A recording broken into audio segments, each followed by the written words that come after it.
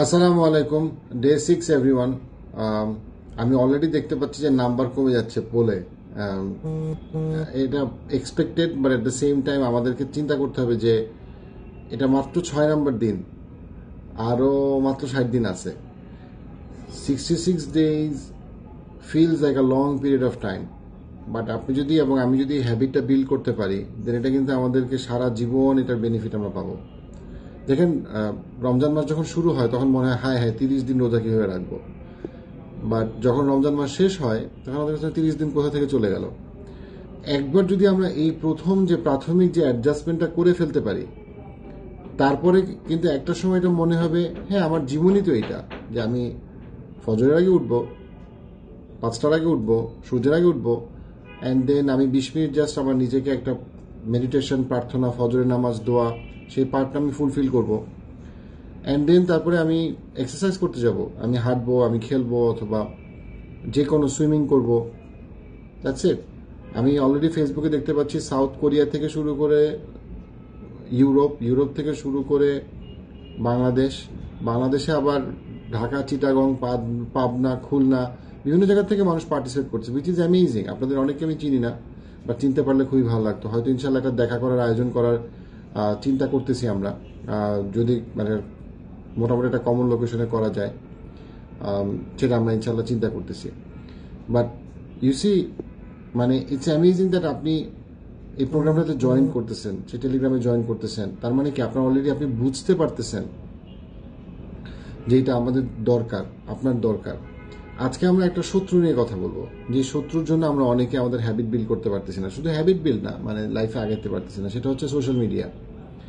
আমরা অনেকে আমাদের স্মার্টফোন থেকে দূরে যেতে পারতেছি না, এবং এটা হচ্ছে আত্মসমালোচনার জায়গা থেকে বলছি যে আমরা অনেকে আমাদের সমস্যাটা কি হচ্ছে, আমরা দিনে অনেক বেশি ফোন ইউজ করতেছি, যেটা আমাদের কাজ শেষ হচ্ছে না।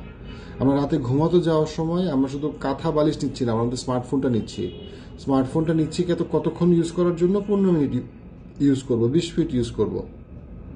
কিন্তু সত্যিকার অর্থে আমরা কতক্ষণ ইউজ করতেছি? কখনো 1 ঘন্টা, কখনো 3 ঘন্টা। তারপরে আমি আর ফজরের সময় উঠতে পারতেছি না, সকালে ঘুম থেকে উঠতে পারতেছি না, এক্সারসাইজ করে এনার্জি পাচ্ছি না, কারণ আমার সমস্ত এনার্জি চলে গেছে এই ফেসবুক বিচিং, অন্যদেরকে নিয়ে খারাপ কথা বলা, ইনস্টাগ্রামে অন্য ছেলে মেয়েদের ছবি দেখা, কারো ক্ষেত্রে পর্ন অ্যাডিকশন। আপনার যদি পর্ন অ্যাডিকশন থাকে, আপনার লাইফ শেষ হয়ে যাবে, ব্যক্তি জীবন শেষ হবে, সংসার জীবন শেষ হবে। আমাদের এই যে 1 ঘন্টার নিয়ন্ত্রণ, এই 1 ঘন্টার নিয়ন্ত্রণ আপনাকে অনেক কিছু থেকে বাঁচাবে, এবং আপনাকে অনেক কিছু বুঝাবে যে কেন আপনি পারতেছেন না, কেন আপনি মাত্র 1টা ঘন্টাকে নিয়ন্ত্রণ করতে পারতেছেন না। অনেকের ক্ষেত্রে পারতেছেন না কারণ সে রাতে পর্ন দেখতেছে, অনেকের ক্ষেত্রে পারতেছেন না কারণ সে রাতে ক্যাজুয়ালি অনেক বেশি সময় ইনস্টাগ্রামে, অনেক বেশি সময় ফেসবুক, অনেক বেশি সময় সে ইউটিউব ইউজ করতেছে। আমরা অনেকে খেয়াল করবো যে ভাই আমি তো অনেক সময় নষ্ট করি, যেটা আমি আগে খেয়াল করি নাই। আপনাকে যদি 5টার সময় বা 4:30টার সময় ঘুম থেকে উঠতে হয়, তাহলে আপনাকে ঘুমাতে হবে অবশ্যই 11টার আগে। 11টার আগে যদি আপনাকে ঘুমাইতে হয়, তাহলে আপনি অনেক সময় স্মার্টফোন ইউজ করতে পারবেন না, কারণ এটা স্মার্টফোন ইউজ করার কথা না। সো এই যে আমার স্মার্টফোনটা যে আমার জীবনের সবচেয়ে তাৎপর্যপূর্ণ সময়টাকে কেড়ে নিতেছে, সেটা যে আমাকে বোঝাতে যে আমার স্মার্টফোন আমার শত্রু হইতে পারে, এবং অনেক মানুষের ক্ষেত্রে তার স্মার্টফোন তার শত্রু। এবং এটা আপনাকে আপনার জীবনে আপনাকে রিয়েলাইজ করতে হবে। আমরা এটাকে অনেক বেশি আন্ডার এস্টিমেট করি। আমরা চাই ছোট বাচ্চারা স্মার্টফোনে অ্যাডিক্টেড না হোক, কিন্তু বাবা মাই স্মার্টফোনে অ্যাডিক্টেড। আমরা চাই আমাদের স্কুলের বাচ্চারা স্মার্টফোনে অ্যাডিক্টেড না হোক, কিন্তু স্কুলের টিচাররাই অনেকে স্মার্টফোনে অ্যাডিক্টেড। সো আমাদেরকে এটা আত্মসমালোচনার জায়গা থেকে দেখতে হবে, আমি কি স্মার্টফোনে অ্যাডিক্টেড? আপনারা অনেকে বলতেছেন যে ভাই আমি চেষ্টা করতেছি, পারতেছি না। এবং এইটার একটা বড় কারণ আপনার নিজের জীবনের দিকে তাকানো। এটার কারণ কি, আমি কতক্ষণ স্মার্টফোন ইউজ করি, আমি যতক্ষণ ইউজ করি এর মধ্যে জেনুইনলি কতটা কাজের, তখন আপনি দেখবেন যে আসলে স্মার্টফোন কাজের, এটা বেশিরভাগ ক্ষেত্রে সেটা হয়তো আধা ঘন্টা 1 ঘন্টা, বাকি পুরো সময়টা র্যান্ডম রিলস, ননসেন্স, এবং এমন অনেক স্ক্রলিং যেটা আসলে একটা ইউনো মানে কিছুটা হইলেও নেশাগ্রস্ত মানুষের মতো বিহেভিয়ার, যে ডোপামিন হ্রাসের জন্য আমি দেখেই যাচ্ছি, কিন্তু আমি নিজেকে নিয়ন্ত্রণ করতে পারতেছি না। ইনফ্যাক্ট আমি নিজেকে একটা সময় নিয়ন্ত্রণ করতে পারবো, এটা আমি ভুলেই গেছি, বা এই আত্মবিশ্বাসটা আমার মধ্যে হারাই গেছে। তো সেই জায়গা থেকে আমি আপনাদের সবাইকে, আমি আজকের অনুপ্রেরণামূলক কথা আমি যেটা করব, আত্মসমালোচনার জায়গা থেকে আমরা দেখি যে আমার স্মার্টফোনকে আমার জীবনের গুরুত্বপূর্ণ সময়গুলো, আমার সম্পর্কগুলো কেড়ে নিয়ে যাচ্ছে কিনা। আমি বলতেছি মেসেঞ্জারে বন্ধু হব, আসলে কি মেসেঞ্জারে আপনি বন্ধু হচ্ছেন, নাকি আপনি এমন কোনো মিথ্যা প্রেমের সম্পর্কে যাচ্ছেন যে সম্পর্কটা আপনাকে যতটুকু শান্তি দেবে তার থেকে বেশি হতাশা দিবে। আপনি বলতেছেন যে আমি ফেসবুকে আমার 1,00,000 ফলোয়ার, সত্যি তারা আসলে আপনাকে ফলো করে, নাকি তারা আসলে যে আপনাকে ফলো করছে তারা নিজেরাও জানে না? কয়জন আপনার বিপদে পড়লে খোঁজ নিবে, কয়জন আপনি বিপদে পড়লে ধার দিবে, কয়জন আপনার বিপদের সময় ফোন ধরবে? সো সোশ্যাল মিডিয়ার যে কমিউনিটি, সেটা আসল কমিউনিটি না। আসল কমিউনিটি হচ্ছে গিয়ে আপনার নিজে, যাদের সাথে আপনি কথা বলতে পারতেছেন, মিশতেছেন, যাদের বিপদে আপনি থাকবেন, যারা আপনার বিপদে থাকবে।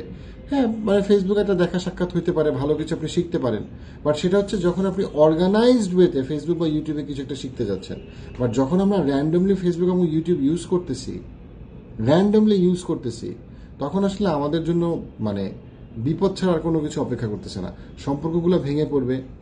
আমরা একটা মিথ্যা কল্পনার কমিউনিটিতে থাকবো, যেখানে আমরা মনে করি 10 লাখ মানুষের কমিউনিটি, বাট আসলে সত্যিকার অর্থে ওইখানে হয়তো সত্যিকার অর্থে 5 জন মানুষ আসলে কেয়ার করে। বেশিরভাগ মানুষ আসলে র্যান্ডমলি আসে যাওয়ার মধ্যে আছে।